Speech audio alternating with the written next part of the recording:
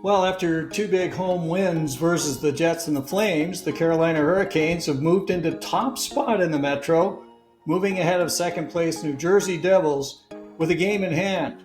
What a race it is!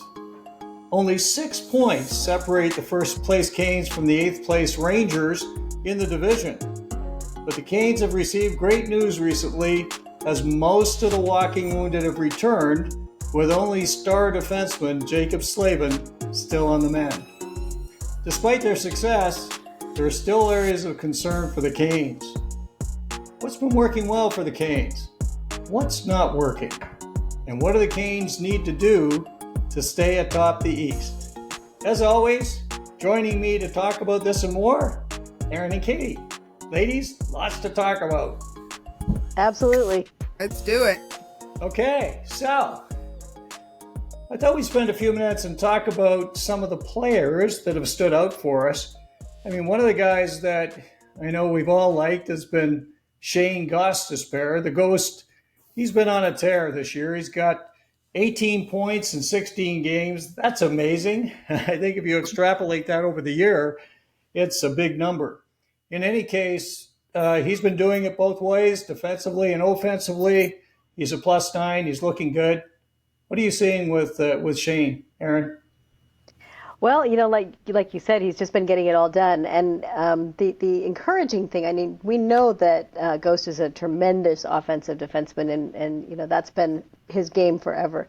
But with the extended absence of Slavin, as well as the rotation in and out of some of the other guys that have been coming back in, he's had the opportunity to do more, and he's had the opportunity to show that, he's capable of playing, I would call it a responsible defensive game. He's never going to be a shutdown defenseman. That's not his role, and it's not something that he can do well. It's not where his talents lie.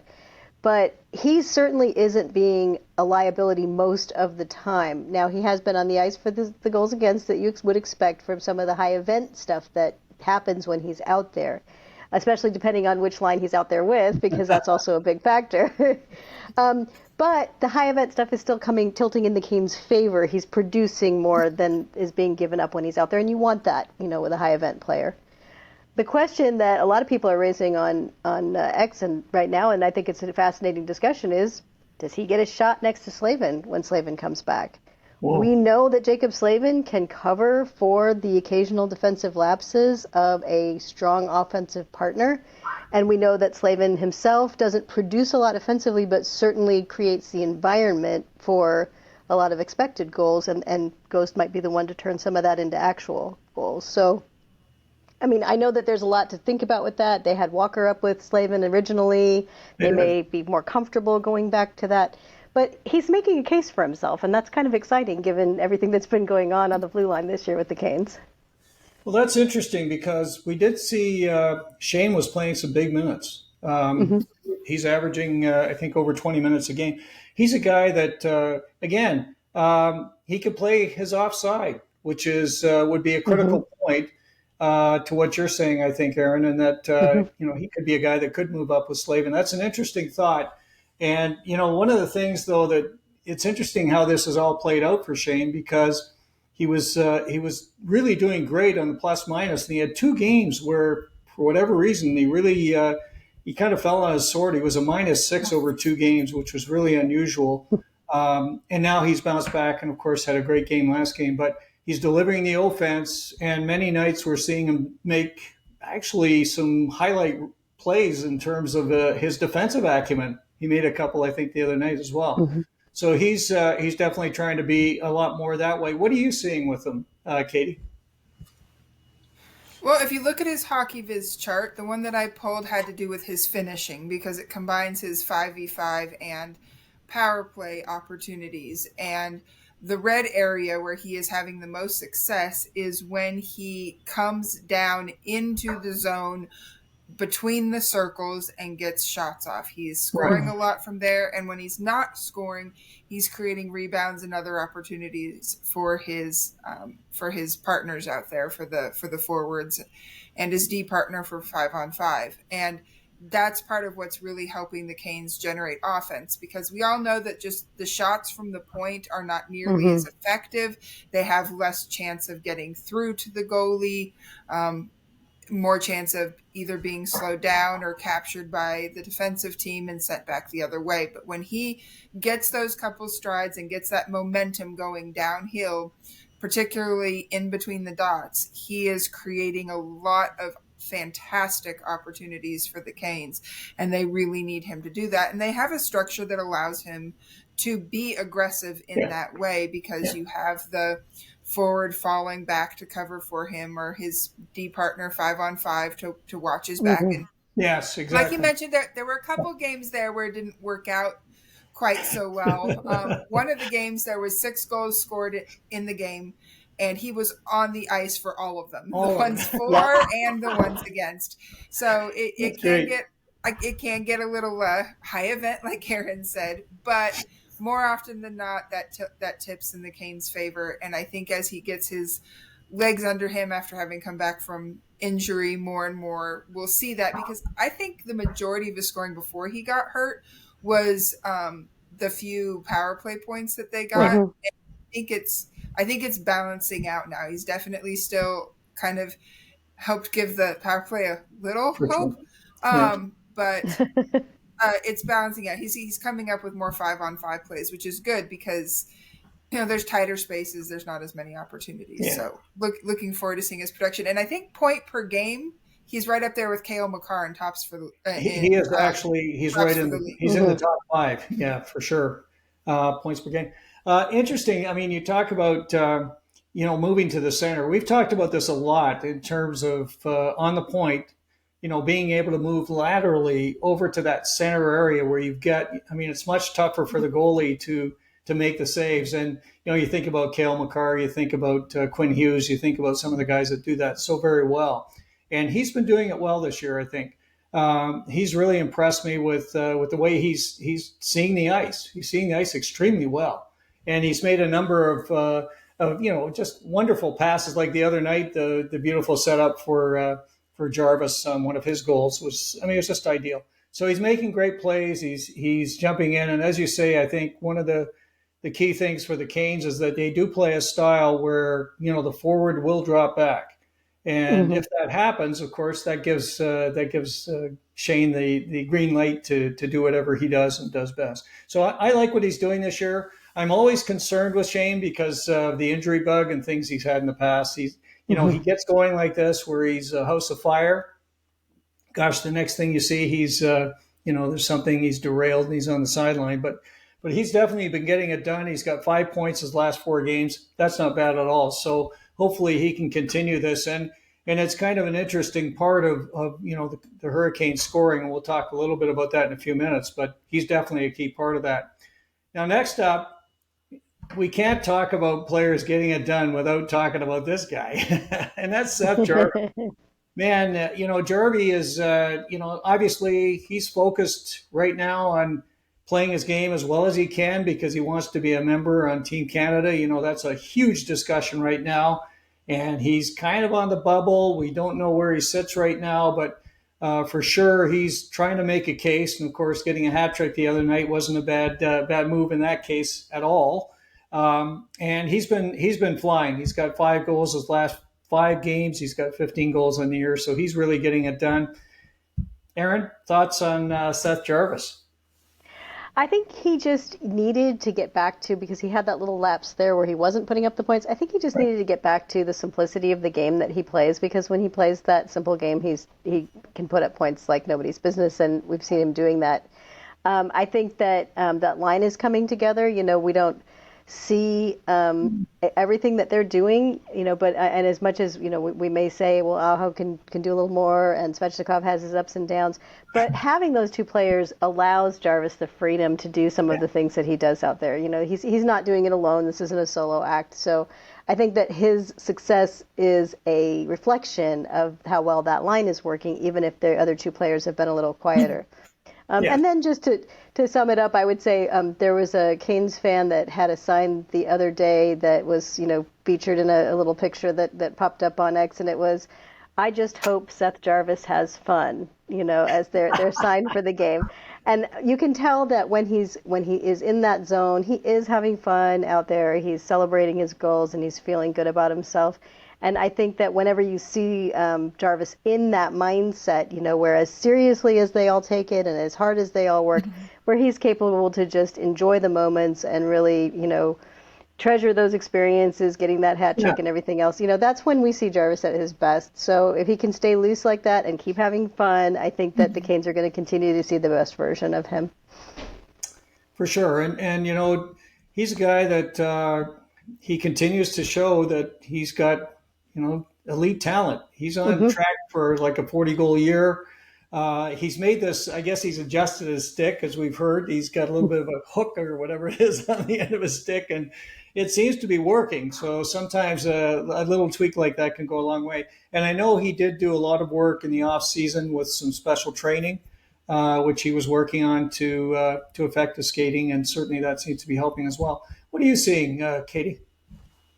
Well, if we pull up the Hockey Viz chart for his shots taken at 5v5, and it looks very similar for other situations as well, but we can see that the majority of his shots, whether it's goals scored, saves made by the goalie, shots missed, are in the high danger areas. And that is something that is unique for most of the Canes forwards. We know that they play, like I mentioned with Ghost, a little bit more of a perimeter game, try and get the puck through, create the rebounds. But Jarvis is the one that does drive to those high danger areas. And it's part of why he has been more successful scoring goals than any of the other Canes, is because he gets in close, he gets his shot off quick, he's deceptive with how he works his shot. It depends on if there's defenders nearby. He has so many tools in his toolkit that when he gets a chance in close, there are more than one way for him to him to score and to be successful. So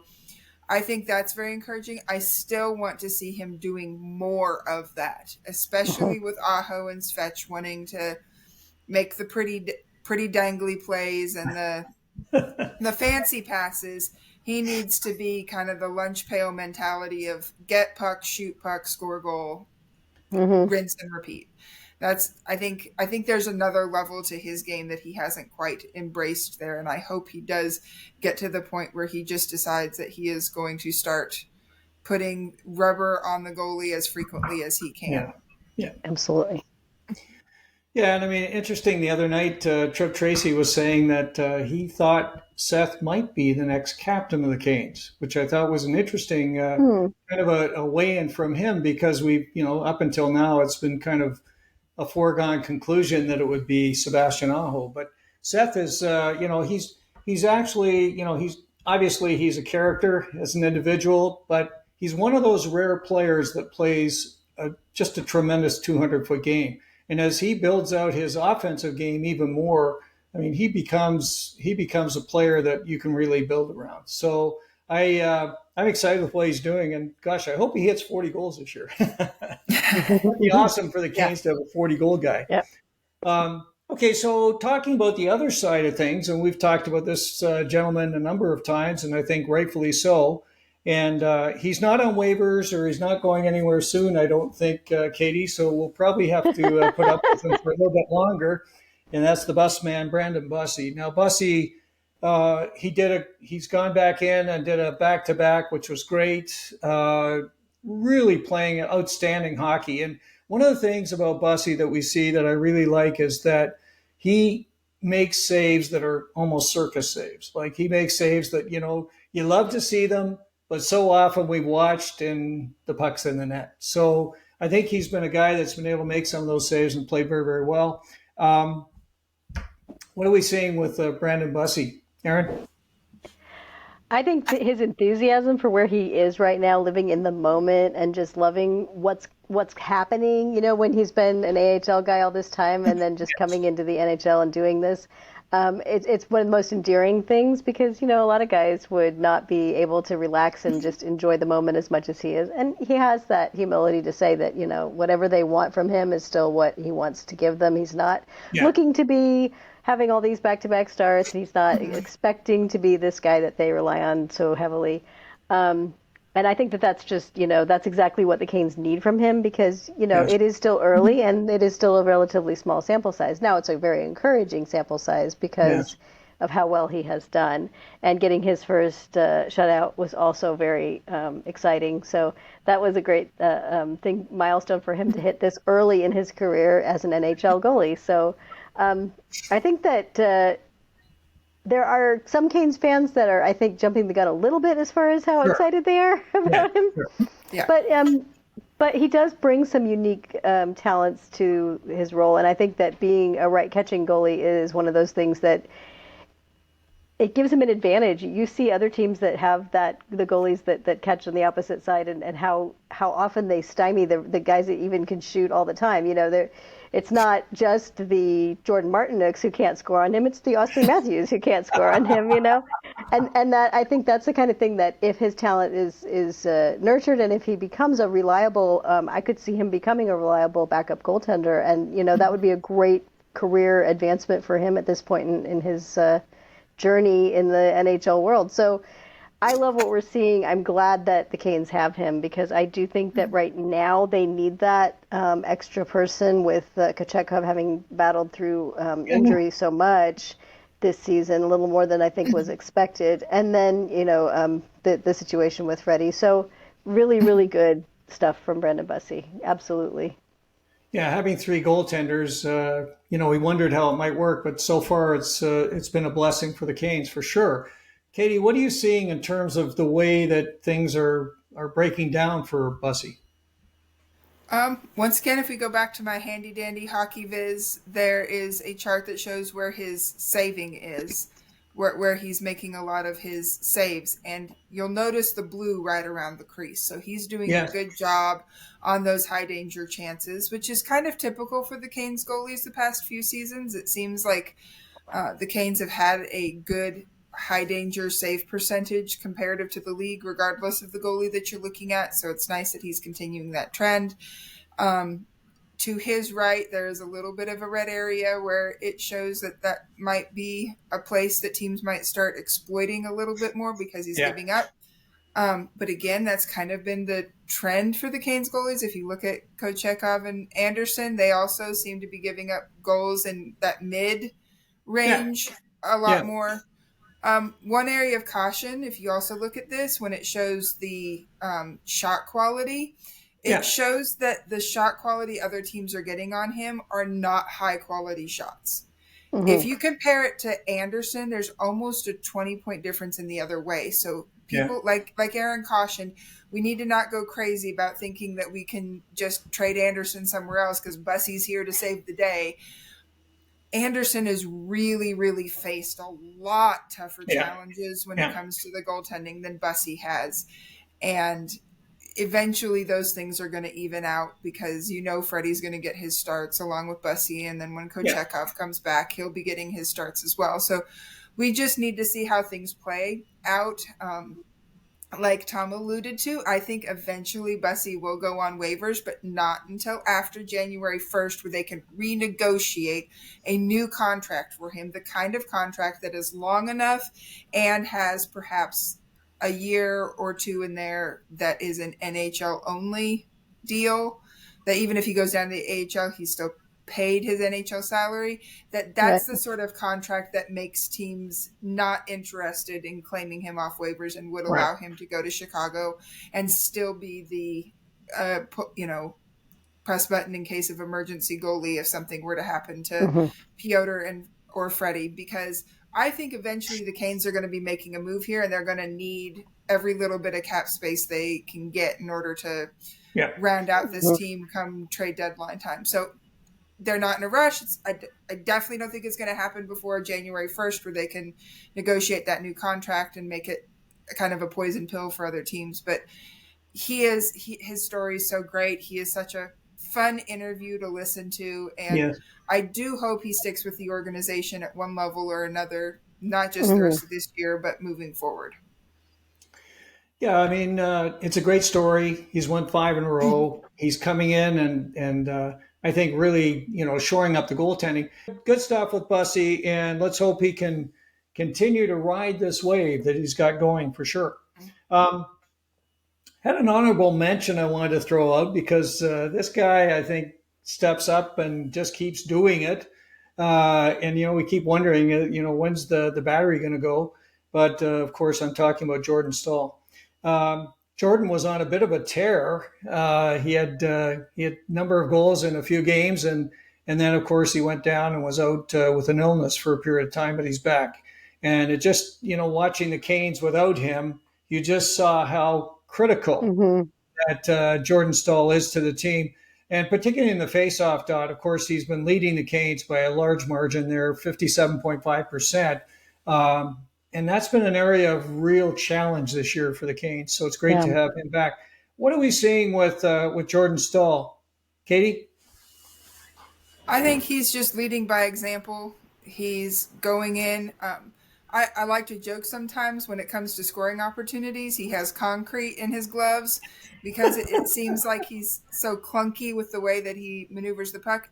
But he's actually gone against that grain for some of these goals that He he's has. scored and looked like he's turned back the clock a little bit. So those have been nice, especially the ones where he's been more aggressive and cutting towards the net and using that little flick to get the puck to go. And that's been good to see. And of course, we had the interesting wrinkle in practice today where he was put on for some reps with power play one, Right. which I think is in part due to face-off issues on the power play. The Canes Yeah. have not been doing a good job winning the initial face-off when they get a power play. And then there's also the benefit of having his big frame in front of the goal in order to help with screening and stuff like that. So Brind'Amour suggested it might just be a, trick up their sleeve that they can pull out once, once here, once there. But Stahl's doing really well. I'd like to see it and see how it goes because it could be that little wrinkle that helps to jumpstart the power play and get them out of the basement. Well, as you said, he scored a couple of goals where I had to look and say, that can't be Jordan Staal. Exactly. And doing some good work. And you know what? We've seen him on the power play before. Hmm. In past years, we've seen Jordy on the power play, and he does give you that big body. He's a guy that can win the faceoffs, and for sure, the power play has struggled because we haven't been winning those draws. And it's just like when start of a period or going into overtime or whatever. Hmm. Rod, he always leans on Jordan. So anyway, we'll follow it, see how it goes. Aaron, what are your thoughts about Mr. Staal? Well, one of the interesting things about his stats right now, and I was just double checking because I wasn't sure if I had that right, but he has 7 goals so far this year, No. Mm-hmm. but he only has 2 assists. so, so right now he's rocking a 24% shooting percentage, individual shooting percentage. His on ice isn't bad, but I think that's going to balance out. He's going to stop getting so many goals, but he will be contributing on the assists on some of the plays that are going on his line. So that's actually kind of fun, and I wonder a little bit about the effect of Will Carrier on Stahl's goal scoring because Yeah. Carrier is not a scorer himself, but he certainly does facilitate it for his teammates, and I think that he has done that, a little bit this year too. And as far as the power play, I think you're exactly right. I know that I think it was Corey Lavalette or possibly Ryan Henkel. One of them said that looked like the play that they were developing involved Jordan taking the faceoff and then getting off the ice Right. for Jackson Blake to get out, just to kind of maybe bolster those faceoff wins. And of course, the only danger with that is, it would. I think that you would not want to do it on a play where Jordan has, to get off quickly because that would be the drawback.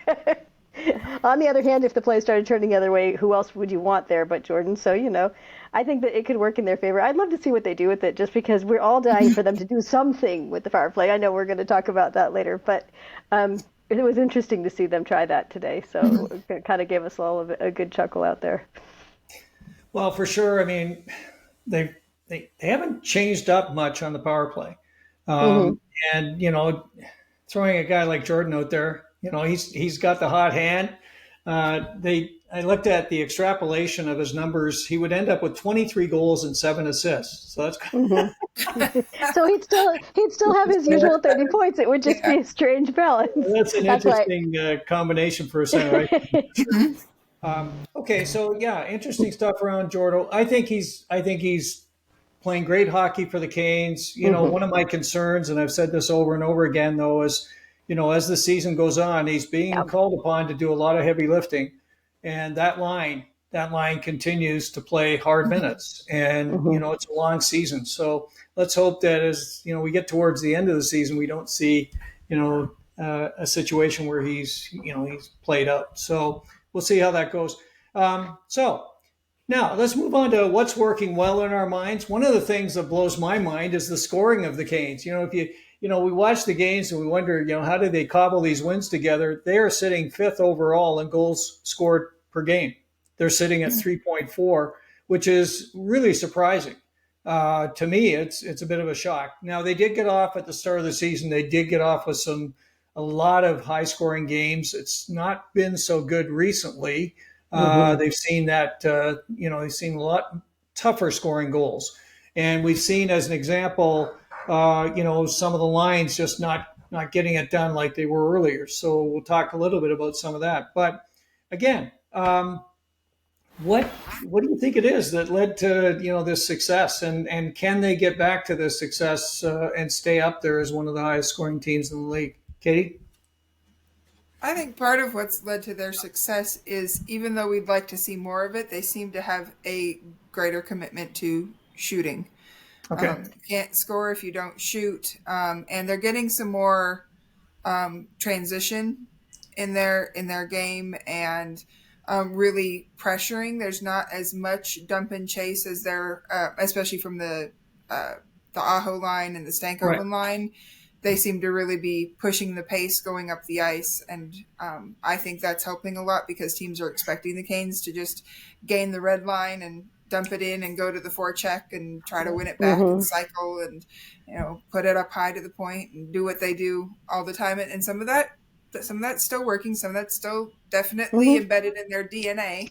Yes, but it's more balanced, and I think that those extra tools in their toolkit are making them more dangerous. We talk about that blue line, and we talk about the next man up, and that whole mentality. And I got to say this is that some of these young defensemen have come in, they've played big minutes, and I think they've really come in and made a difference. And of course, at the top of the list is Alex Nikishin. And you talked about Nikishin's great speed in that play that we saw against the Flames. And that was, we hadn't seen him really do that before. But he's continuing to show a lot of, plays and moves that only, top talent can do. And of course, at the same time, he's learning the game. And interestingly enough, we saw he sat out a game. And of course, that created a monster stir on the X crowd. Of course, they were not happy at all to see Nikishin on the sidelines. What are we seeing with Alex, and are we pleased with his growth so far? Katie? I'm definitely pleased with his growth so far. It's been a work in progress, especially in a handful of the recent games. You've seen he's been trying some stuff, and it's worked really well sometimes, but there have been other times it has turned in to an on-man rush back in the other direction. But I think also the Canes as a team, are actively trying to support him better. Right. So that those opportunities are fewer, or they're at least better covered when they do go in the other direction, in order to give him more confidence in going for those types of plays. And man, he came close in that Calgary game a couple of times. That was phenomenal. The one thing I would like to see more from him is I just have not seen enough of that big slap shot of his, where he just really wound up and let fly and let go. And I hope he's getting some reps in practice getting that shot off, because it's one of his biggest weapons, and we just have not seen enough of that from him this year. Aaron? I would agree with Katie. I want to see him, in general, I'd like to see him shooting more when he has the opportunities because, he does have such a heavy shot, even when it's not the slap shot. So at the very least, he's going to make guys think twice about blocking the net, blocking shots. He needs to use that shot as a weapon a little bit more, I think, in those situations. And that was the kind of game, Calgary, again, going back to that game again.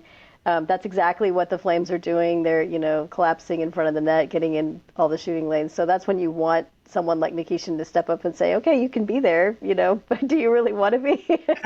but, Yes. that will come with time. I think that's just a matter of, figuring out his timing on some of that because the game is played at such a faster speed, in the NHL than anywhere else. And yeah, as far as the controversy on X over him sitting out, I think that it was a justified one because he was at that time a plus 14.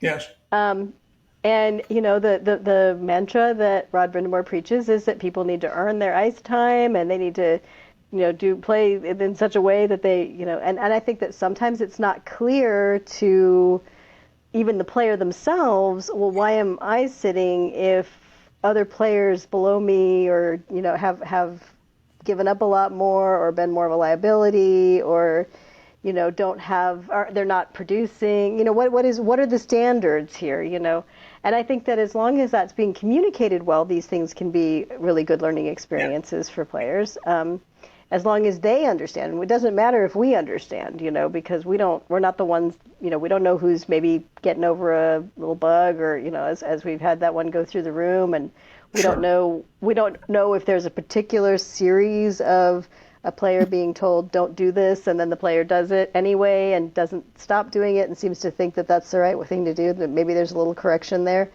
But he's not a typical rookie, and I No. think that it's important, even while we acknowledge that he's a rookie and while we acknowledge that he needs to learn the game, you're not going to get the same, I think, results from too many punitive measures against someone who is as established in the professional hockey world as Nikishin already is. So that's the balancing act, and I'm sure they're doing a good job of that. But it certainly did create a tempest, like you said. We saw the Athletic came out with their Calder ranking so far, which is kind of fun. Matthew Schaefer, of course, is at the top of the list. He's something else. I mean, he's an incredible young player.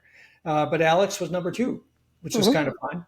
And not far down the list, at number 6 was Yoel Nystrom, okay, who I want to talk about right now. And I think that's a great, great, great story. Yoel came over after playing in the SHL for the last 5 years. He comes over as a 23-year-old. He's going to go to Chicago, heads down there. He's good to go, plays his first 7 games, and the next thing you know, he's with the Hurricanes. And I don't think he has looked out of place at all. He has been rock solid back there. And the thing I like about him is his hockey IQ. I mean, he thinks the game extremely well. And you can see he's got challenges with size, for sure. There's some big guys coming in on him. But he finds a way to get leverage or get the puck or make something happen. And I think, he's earning the minutes. And he's been getting penalty kill time, a whole bunch of stuff. And you sit there and go, wow, he's still out there. He's doing it. So, obviously I'm impressed with Yoel. Katie, what are your thoughts on Yoel Nystrom? Oh, I definitely agree with everything you've said about him. And I think part of what shows that Brind'Amour is growing in confidence in both Nikishin and Nystrom is that recently they have been paired together. Right. If Brind'Amour did not have confidence in both of those players, he'd be putting them with a vet in order to help kind of cover, support, teach the system to the two of them. And so I think it's really cool getting to see Nikishin with his size and his presence, and then Nystrom with being a little bit more nimble with his skill set, and how well that they have complemented each other out there over the past little bit. That's really been what stood out to me. Aaron? I would agree, and I would say the only thing I would add is that I think we're all, we've seen Nystrom come so close on multiple occasions to getting that NHL goal. And I really hope. I mean, I'm thinking that the plan is going to be for him to return to Chicago once Slavin is fully back. But I would really love to see him get that goal before he goes back, because he's been on the doorstep on multiple games where it's been by a hair off the pipe, which how many times have we done that this season? So so the Canes in their interesting entanglement with the post lately, but I think that if he gets that, I mean, whether he gets it or not, he's going to go to Chicago with a lot of confidence, and he's going to have every reason to be looking forward to his next opportunity, and that opportunity will be there. It will. So, well, a couple of interesting things. I mean, I think I said this before. He sometimes reminds me of Brent Burns, because as soon as it comes back, he's shooting it. Like, he gets it away so fast. Like, it's incredible. It's true. Is that Burns? He's a bit smaller now, but okay.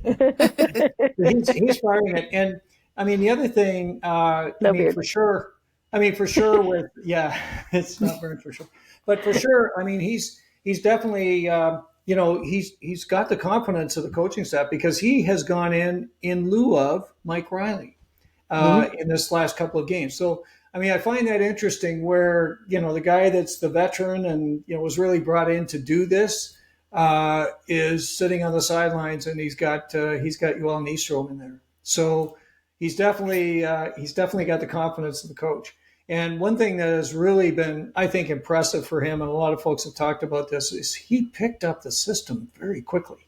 Like, he's a smart player. He just picked it up and ran with it. He seems to know where he should be. And you know what he does, and I don't know if you noticed this, but he's been out on a number of 2-on-1 breaks where, he's back. He's the lone person back.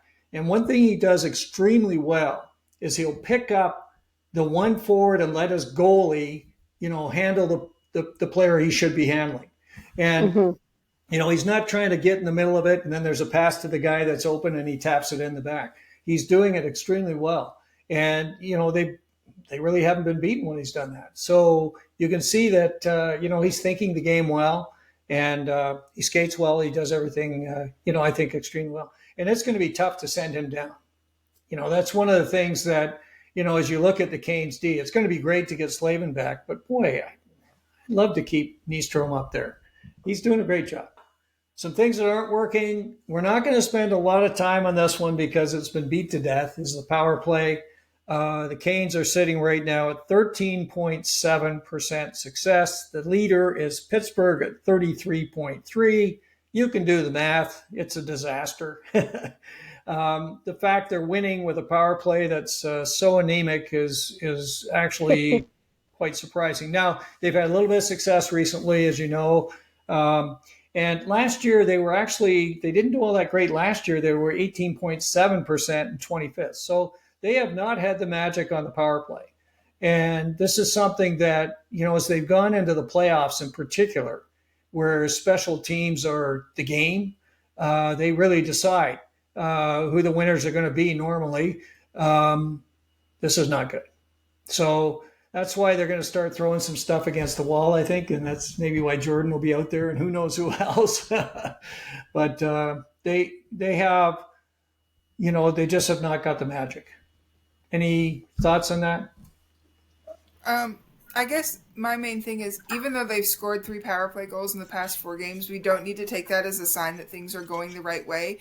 At least 2 of them have been a result of happenstance and not their process. There was the one, it was beautiful goal where Ehlers fed Svechnikov for the power play goal, but it was on the rush. That's not part of the normal power play process when they're setting up and working their system. And then there was another one where the Buffalo player ran into his own goalie and caused the net to be wide open for Ghost to shoot into. Once again, that's not because the Canes' process was good. It's because the Buffalo players ended up getting in each other's way. So they've got to figure out something. And at this point, I don't know what the message is. I don't know if the message is the problem or if it's the players just being stubborn, thinking that if they keep hammering away, doing exactly what they've already been doing, that somehow the the law of averages is going to break in their favor.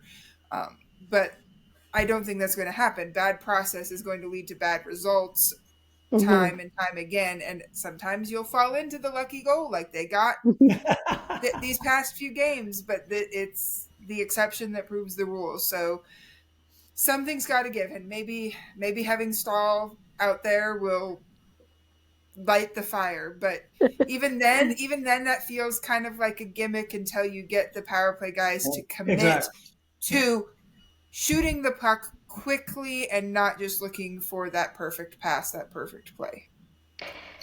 Agreed, 100%. And it's funny because two things that you said really sparked something in my memory. One is, when you talk about just hammering away and hoping that the things will change, that's kind of been their strategy forever at 5-on-5. And it's like we said, it's changed this year with the rush goals and things like that. But how many times in the past years have we heard Rod Brind'Amour say that, if they get enough chances, they're going to get some lucky bounces, and not looking at the quality of chances. And I think that that's where some of the stuff behind the scenes has been tweaked to allow better quality of chances.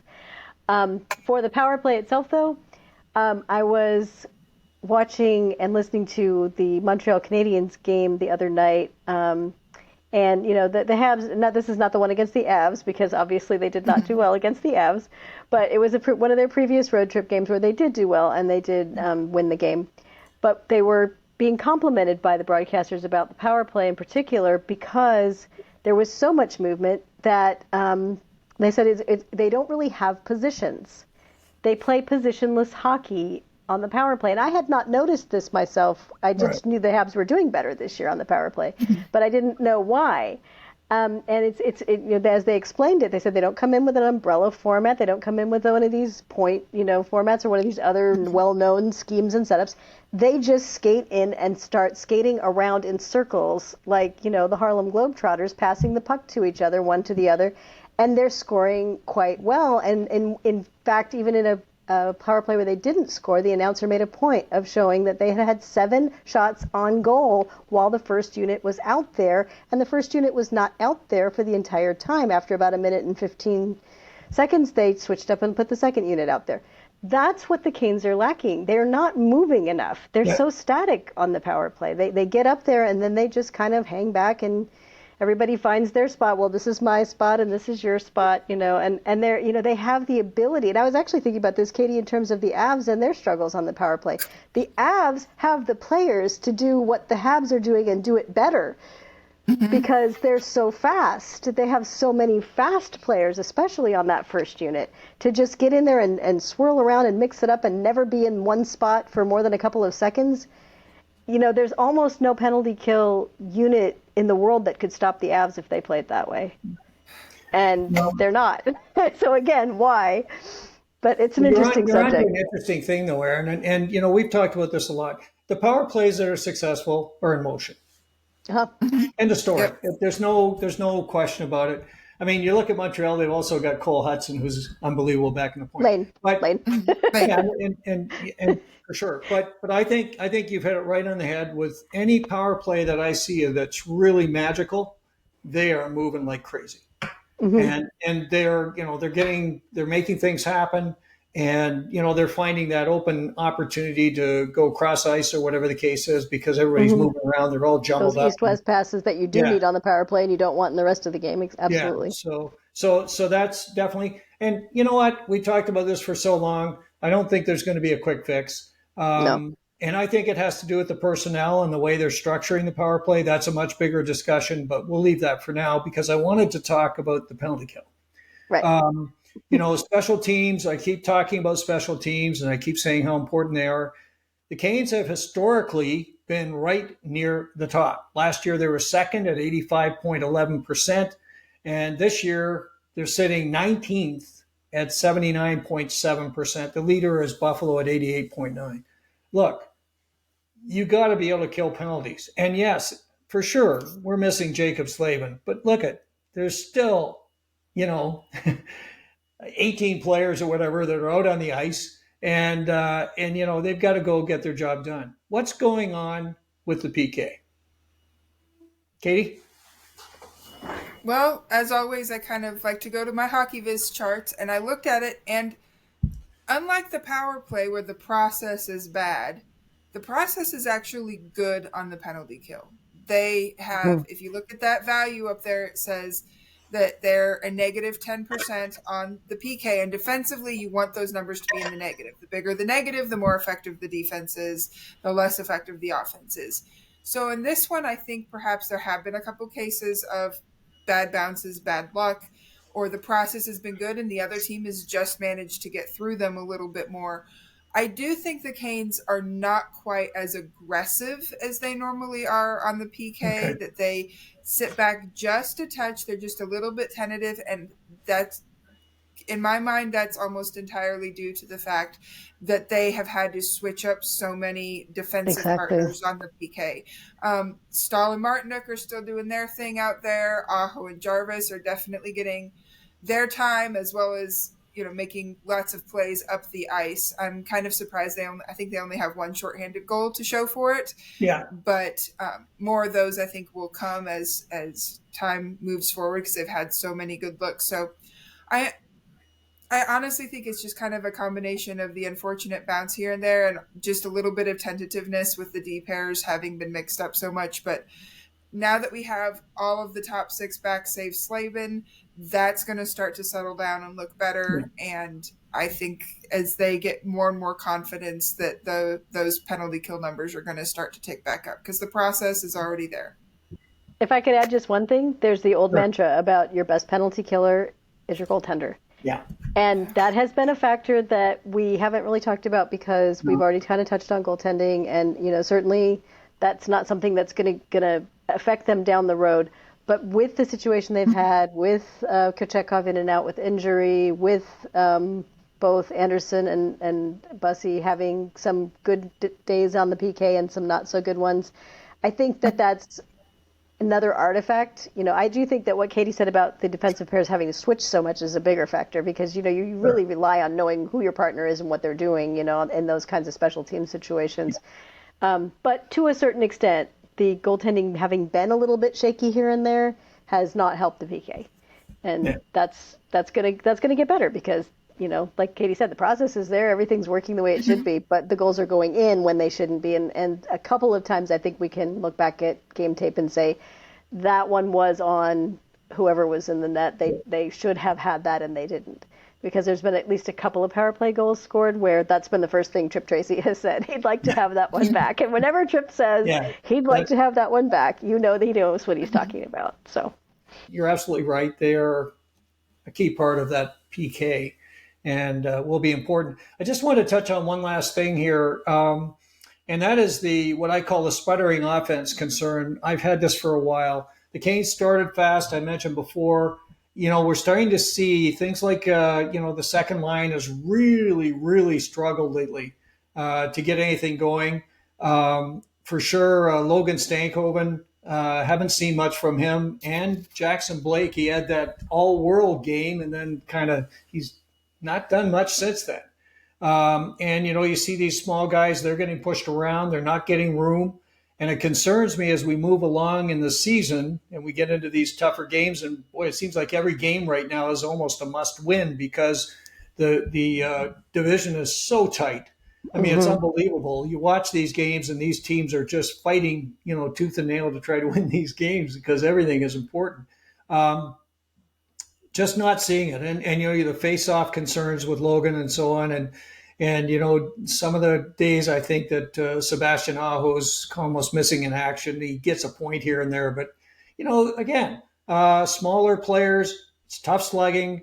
What do we think as we look forward to, you know, the next part of the season and some of the challenges we're seeing offensively? Aaron? Well, like you said, Jackson Blake has been a little bit quiet lately. He has not had a point, I believe, in 5 games. Yes. But the bigger concern is, you know, as far as production goes, is Logan Stankoven, because Stankoven has had no goals in the last 10 games and only 2 points in the last 10 games.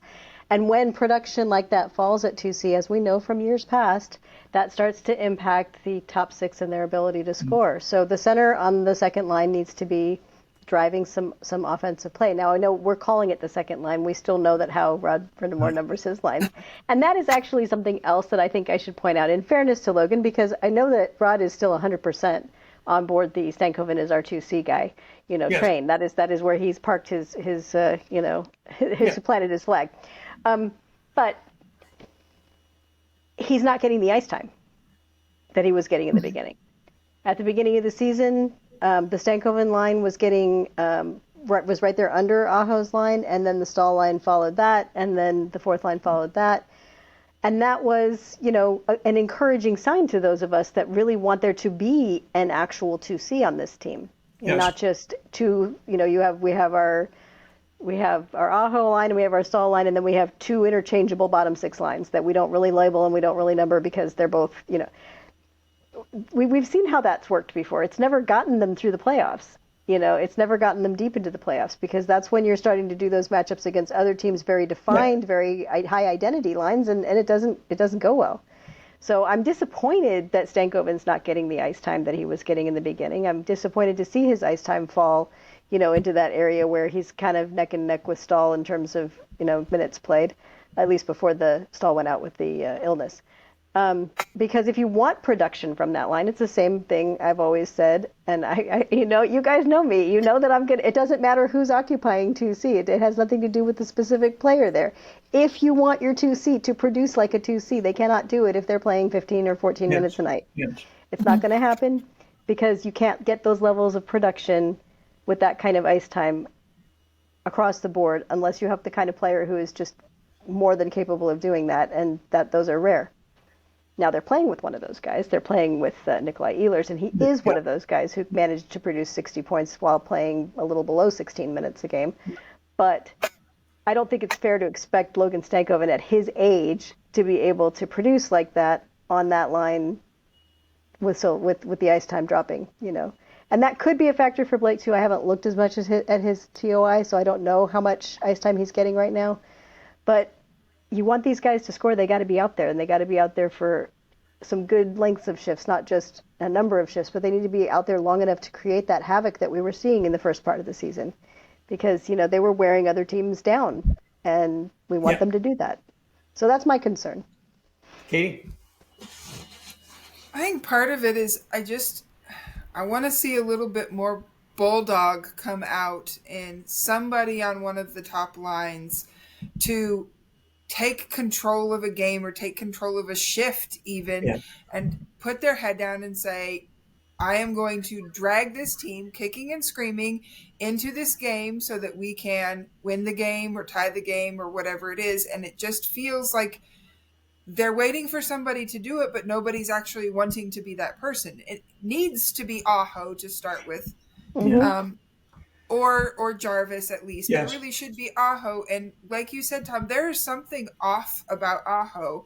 We were hoping he was going to bounce back for what we kind of felt was a quiet year last year and be that more present offensive threat. We at the beginning of the season, we were predicting a 90-point season for him. And I'm not sure that he's going to get that because he's too passive. If he is going to be a leader, he's wearing that A on his chest.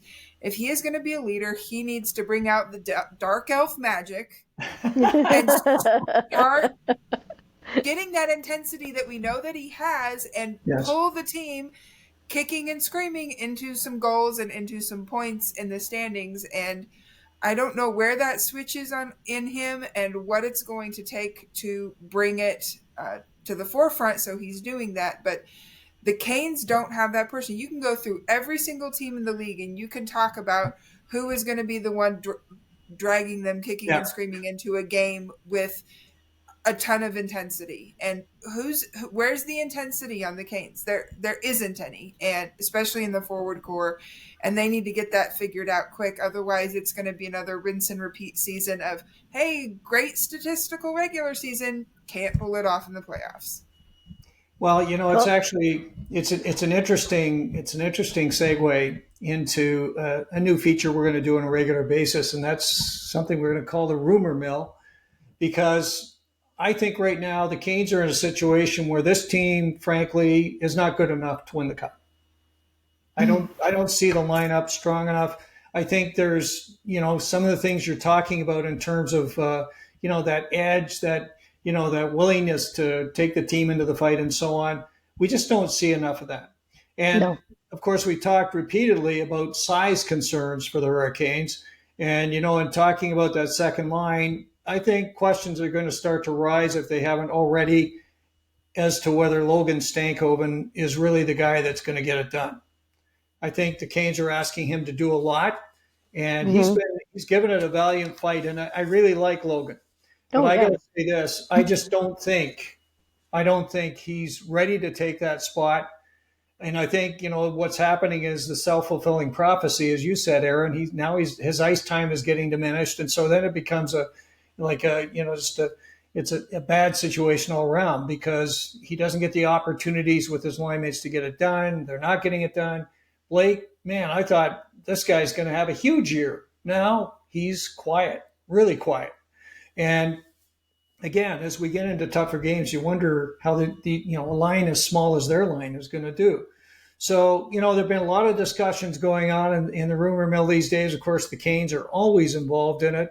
We had a bit of a situation that popped up on Andrei Svechnikov. For some reason, a whole bunch of noise came out that, when Svech wasn't playing early in the year or wasn't playing well, he would be willing to move to another team. Well, this is, where would that come from? Like, that's kind of crazy. And of course, then you get guys like David Pagnotta coming out and saying, well, yes, Svech is the guy that they would probably include in a deal for a blockbuster, premier player. So, you've got all this noise going on around the Canes. And, then the other day we heard that Don Waddell was visiting the Canes and hung out he was probably up at the food court and checking up with the guys. Anyway, Waddell was in town, and what's he looking at? And is there a possibility of some discussions going on with a team like Columbus? Okay, just wrapping up. An interesting thing that we heard today, which really threw me off, just going to mention it, was Cal Foote signing in Chicago. That's weird. Don't get it.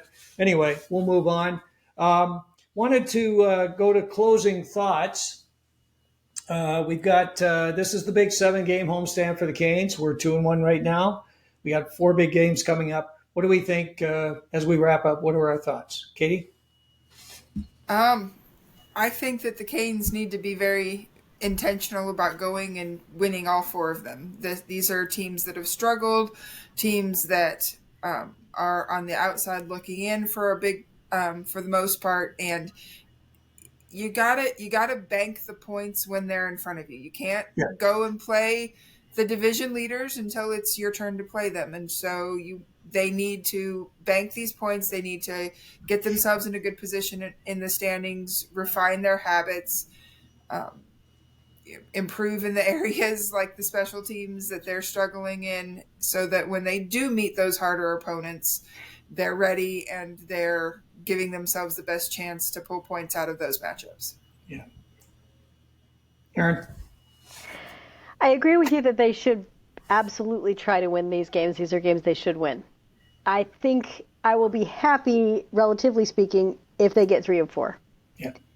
And even if they maybe the fourth one, if there's maybe an overtime loss rather than a regulation loss, I just looking at who they've got. The Leafs are certainly not in good shape right now, and the Canes should beat them. But every game with the Leafs is weird, as Steve Dangle says. Every single game between the Canes and the Leafs ends up being weird. So you have to allow for that weirdness.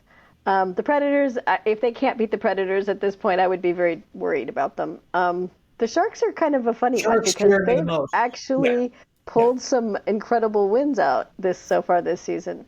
I don't think the Canes will have too much difficulty handling them, but I think it's going to come down to who's in net for that game, because it's going to be really important that whoever's in net can stop Smith and Celebrini. So, and then the Blue Jackets, they did a nice job last night in their win, and it all depends again, we're talking about net. If Elvis Merzlikins is in the zone and if he's the one playing, He was unbelievable. He can be very hard to beat. So I would like the Canes to work on not shooting everything into Merzlikins' crest, because that's kind of what they've tended to do in the past. They're going to have to get in there. They're going to have to get some net front traffic and, just make some havoc happen, because that's the only way you're going to do that. Again, if it is Merzlikins in net, and we have no way of knowing this far out. But yeah, so that's where I look at all four, and I say they should win all four, but I wouldn't be surprised if there's one game that they just can't get it done. So we'll see what happens. Well, historically, the Canes have, they've laid a goose egg in some of these games that we fully expect they should win. And so that's the challenge. The Preds, they won a few games in a row. They started to get their mojo going. That scares me. With the Sharks, I've watched the Sharks a lot this year. They're the real deal. And one of the things that scares me is Askarov. I've watched him on some nights. He just steals the game. And so if Ned's in there, I'm good. If Askarov's in there, I'm not so good. Although I don't know, sometimes Ned has that, revenge game mindset going. Yes, and actually he's been playing quite well this year. But yeah, they're a fun team to watch, so that'll be a great game as well. But yes, I think the Canes have to really, in order to stay where they are in the standings and hold their position, quite nicely, they've got to win these games. These are must-win games for them. And as we look at that standings with just 6 points between them and the Rangers, who are bringing up the bottom of the division, boy, I'll tell you, this is frightening. This is really frightening. And it can change in a hurry. And we're seeing some teams like Washington, they won 4 in a row. They moved way up in the standings. Okay, so they're right behind us.